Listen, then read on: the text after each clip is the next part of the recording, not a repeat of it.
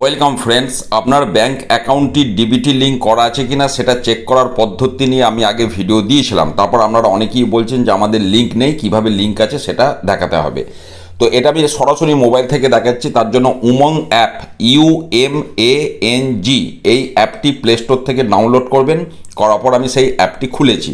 একদম ওপরে ডান দিকে দেখুন একটা মানুষের ছবি দেওয়া আছে, সেইখানে অপশনটা ক্লিক করলাম। দিয়ে ওপরে গেট স্টার্টেড এই অপশনটা ক্লিক করলে আমাকে লগ ইন করতে দেবে।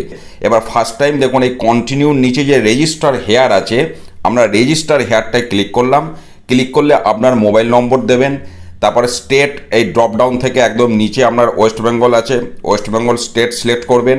এখানে এগ্রি করবেন, দিয়ে কন্টিনিউ করবেন। কন্টিনিউ করলে আপনার ওই মোবাইলে একটা ওটিপি আসবে, সেই ওটিপিটা দেবেন। তারপর একটা আপনাকে 6 ডিজিটের এমপিন মানে সংখ্যায় সেট করতে হবে।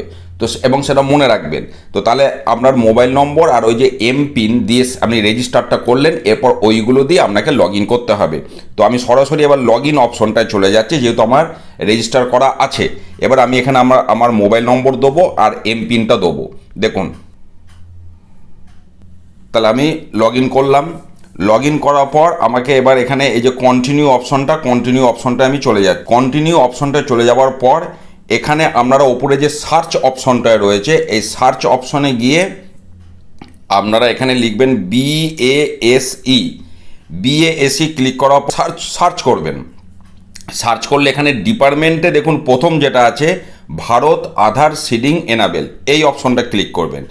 এই অপশনটায় ক্লিক করলে আপনাকে এবার লিঙ্ক করতে দেবে। তাহলে দেখুন একদম প্রথম যে অপশনটা আধার সিডিং, অর্থাৎ ফ্রেশ আধার আপনি যেভাবে কানেক্ট করবেন আপনার অ্যাকাউন্টের সাথে ডিবিটি লিঙ্ক করবেন, তাহলে আমরা প্রথম অপশনটা ক্লিক করলাম। ক্লিক করলে এবার এখানে আপনাকে ব্যাংক অ্যাকাউন্ট নম্বর, এই যে ওপরে দেখুন হোম আছে বাঁ দিকে, হোমের নিচে আধার সিডিং ডিসিডিং, ওই দ্বিতীয় অপশনটা আমরা ক্লিক করলাম। এবার এখানে প্রথমে আপনার এন্টার ইওর আধার, আপনার আধার নম্বরটা দেবেন। তারপর রিকোয়েস্ট ফর আধার সিডিং দিলাম। সিলেক্ট ইওর ব্যাঙ্ক, আপনি যে ব্যাংকের সাথে লিঙ্ক করতে চাইছেন ড্রপডাউন থেকে সেই ব্যাংকটা আপনি সিলেক্ট করবেন। ধরুন আমি পাঞ্জাব ন্যাশনাল ব্যাঙ্ক অপশনটা দিলাম। তো তারপরে এবার সিলেক্ট টাইপ ফ্রেশ সিডিং। তারপরে এবার ওই যে ব্যাংকটা সিলেক্ট করলেন, সেই ব্যাংকের যে অ্যাকাউন্টের সাথে লিঙ্ক করতে চাইছেন সেই অ্যাকাউন্ট নম্বরটা দুবার পরপর দিয়ে দেবেন। তারপর এটাকে টিক দেবেন। টিক দেওয়ার পর এখানে ক্যাপচা দেবেন, ক্যাপচা দিয়ে সাবমিট করবেন।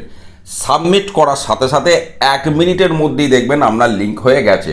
তারপর যে পদ্ধতিতে লিঙ্ক আছে কি না চেক করার পদ্ধতি বলেছিলাম, সেই পদ্ধতিতে গিয়ে দেখবেন আপনার ব্যাংক অ্যাকাউন্টটি আধারের সাথে মানে ডিবিটি লিঙ্ক হয়ে গেছে। তো এই পদ্ধতিতে আপনাদের যাদের ব্যাংক অ্যাকাউন্ট নম্বরটি ডিবিটি লিঙ্ক করা নেই, এই পদ্ধতিতে আপনারা লিঙ্ক করে নিন।